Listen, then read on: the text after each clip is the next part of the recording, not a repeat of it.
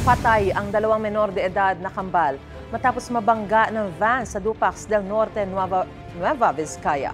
Sumemplang naman ang isang motor sa Mangaldan, Pangasinan matapos tamaan ng tumatawid na aso. Narito po ang unang balita.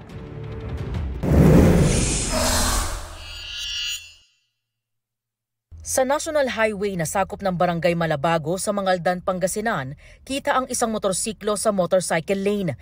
Nang bigla itong sumemplang matapos tumawid at bumangga roon ang isang aso. Natumba ang motor pati ang rider at dalawa nitong sakay, kabilang ang isang bata. Muntik pang tumama ang ulo ng isa sa kanila sa dumadaang sasakyan. Agad namang nakatayo ang aso. Ayon sa barangay chairman, magkakaanak ang sakay ng motor. Nagtamo sila ng gasgas sa katawan.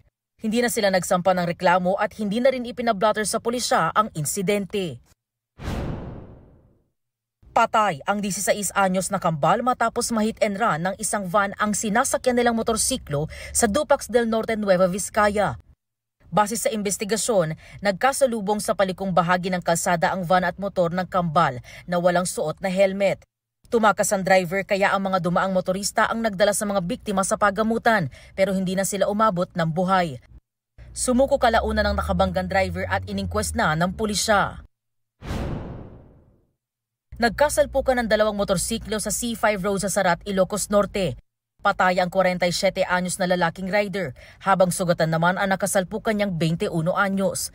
Base sa investigasyon, nang agaw umano ng linya ang nasawing biktima kaya siya sumalpok sa kasalubong na motor.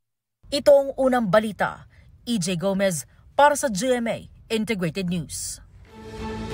Mga kapuso, tumutok lang po sa mga ulat ng unang balita para laging una ka. Mag-subscribe na sa GMA Integrated News sa YouTube.